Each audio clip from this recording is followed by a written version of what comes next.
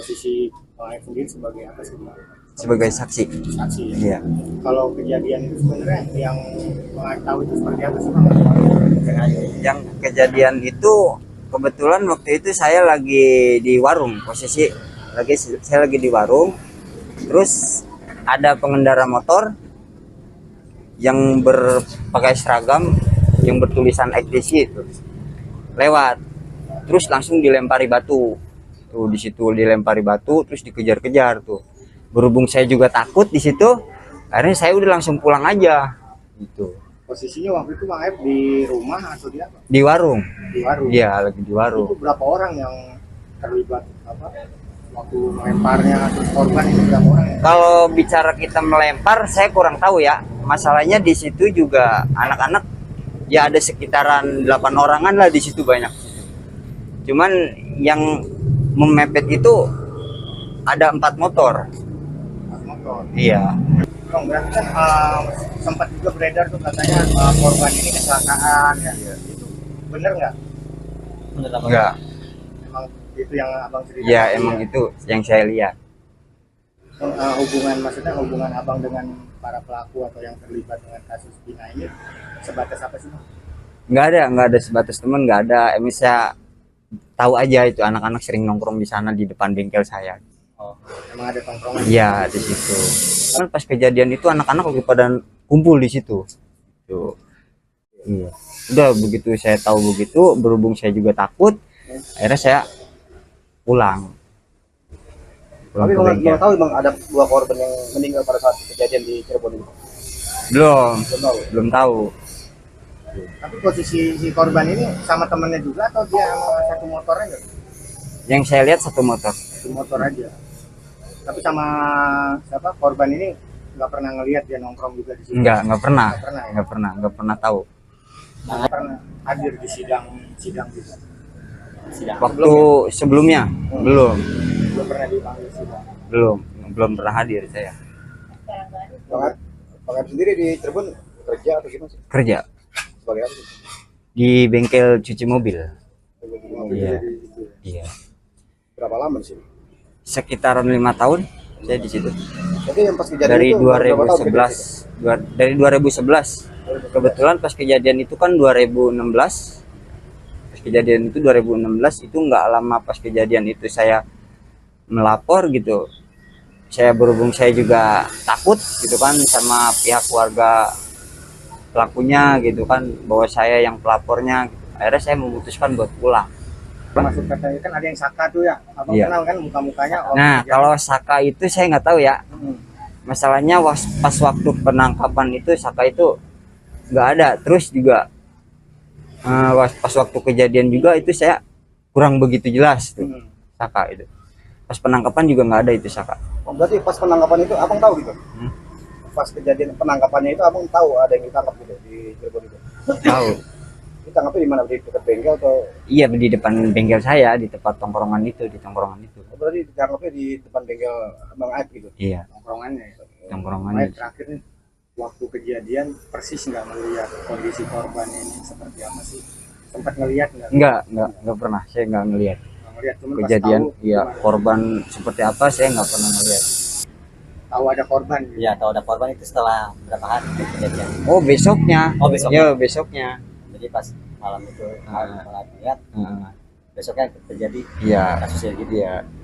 Waktu yang tadi Kebetulan kan waktu itu ada Bapak almarhum Eki menanyakan pada saya gitu. Dia menanyakan apakah kamu tahu semalam ada kejadian ribut-ribut di sini. Saya spontan aja saya langsung bilang iya saya tahu Pak. Iya saya tahu. Terus kamu tahu pelaku-pelakunya? Ya saya tahu Pak. Biasa nongkrong di mana? Itu Pak di depan. Saya begitu. Saya cerita sama Bapak almarhum itu. almarhum korban itu Iya. ke Polsek. Kebetulan biasa nongkrong di depan katanya gitu. Udah begitu dia langsung kasih nomor HP saya.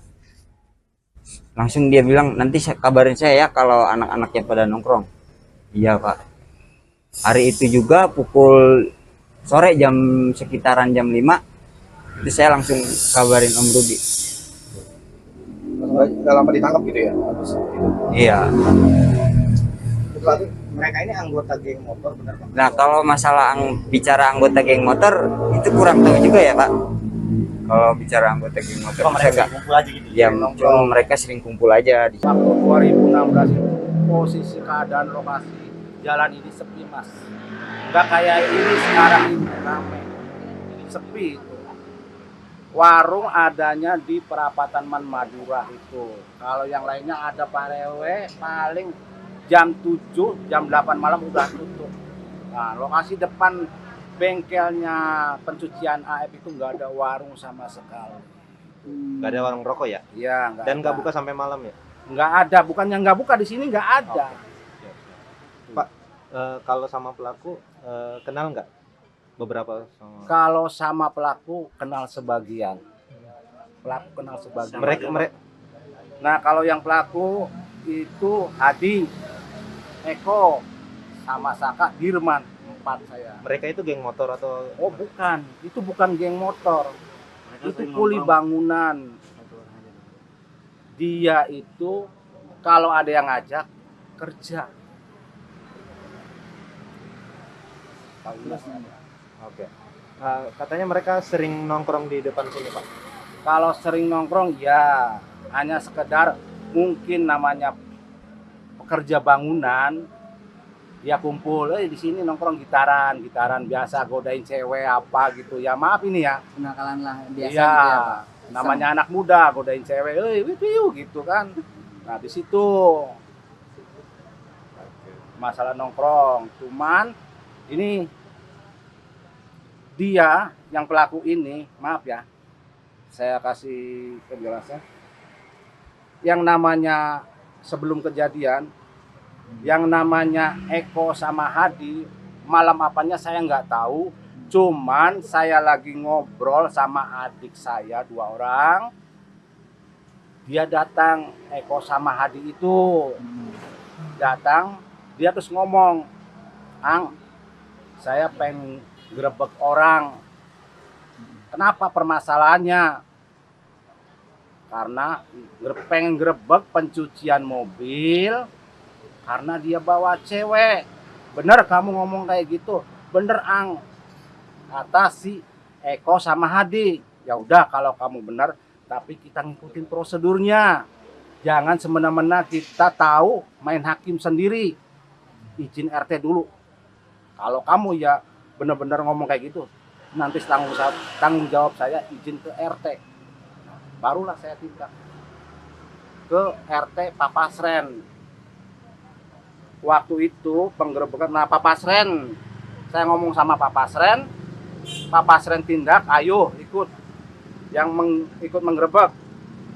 Eko, saya, adik ipar saya 2, saya sama Pak RT 6 orang dulu itu. Nah, barulah berjalan ke depan bengkel, diketok-ketok. Tuh. Mas, nggak keluar. Sampai nunggu lama, mungkin ya namanya anak muda, agak kasar pengetokannya itu, duk. Sampai Pak RT yang ngomong, setelah dibuka, ada yang menanyakan, "Mas, bener kamu bawa cewek di sini?" "Enggak," katanya, "enggak ada. Sok aja lihat aja, enggak ada." Nah, kan pemuda, khususnya masyarakat yang di wilayah sini masih nggak percaya.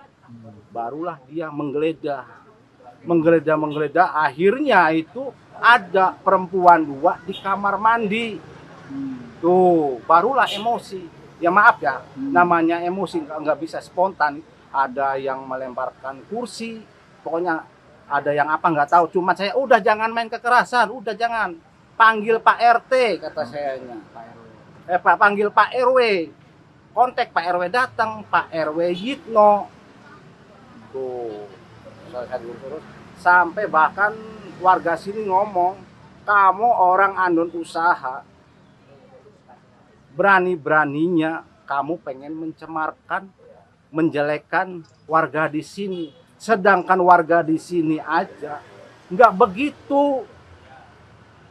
Emang nggak ada respon, maksudnya nggak ada tindakan apa ya dari AF sama itu, mungkin bersalah apa ya, nggak ada respon apa. Diem aja intinya. diem aja karena ngerasa ada bukti ceweknya itu barulah. Nah sempat RW itu ngomong, ya kalau seumpama pakai kekerasan saya nggak tanggung jawab, baru itu diem semua warga itu dari omongan Pak RW itu. Usut punya usut, udah lama-lama udah beres. Pokoknya warga di sini jangan sekali-kali lagi kamu bawa cewek. Nanti saya ingatkan lagi, jangan sekali-kali. Tapi penggerebekan itu banyak Pak yang tahu Pak. Banyak Nggak ada malam.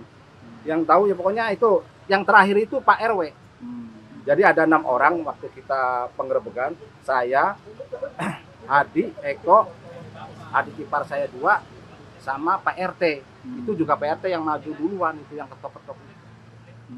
Mungkin waktu itu memanas, sampai sama saya ngomong sama rekan-rekan, udah panggil Pak Yitno aja, Pak RW suruh ke sini, biar tahu ini pendatang berani-beraninya ibaratnya pengen berulah di sini. Pak, penggerebekan itu ingat nggak di tanggal berapa? Saya nggak ingat. Tapi sebelum atau setelah Eko sama Hadi ditangkap? Sebelum ditangkap. Ya kalau bulan, nah Masuk bulan Agustus. bulan Karena dekat- Agustus itu.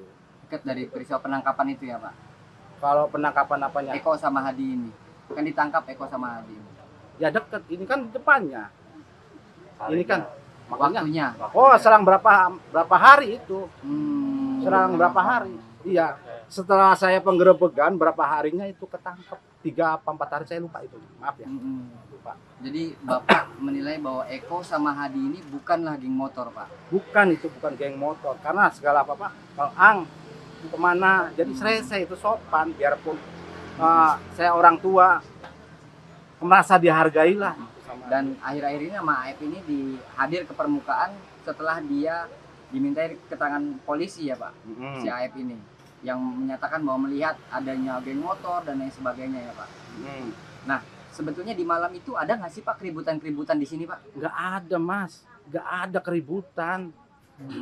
Nggak ada geng motor. Kalau di sini sebenarnya nggak ada keributan, di sini aman-aman aja Mas, nggak ada permasalahan, nggak ada. Nggak ada tudingan di belakang showroom, ada mohon maaf ruda paksa terhadap Vina, pembunuhan terhadap Eki dan lain sebagainya. Ada nggak Pak di waktu itu ada rame-rame begitu, ngedengar nggak sih? Nggak ada. Kalau semua ada keributan paling masyarakat sini RT RW, lapor RT RW dulu. Nanti yang tindak RT RW. Nanti yang menangani RT. Sepengetahuan saya selama di sini gitu. Boleh saya minum? Bapak nama lengkapnya? Nama lengkap Samsuri.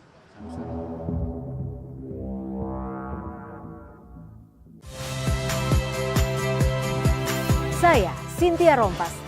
Saksikan program-program Kompas TV melalui siaran digital, pay TV, dan media streaming lainnya. Kompas TV, independen, terpercaya.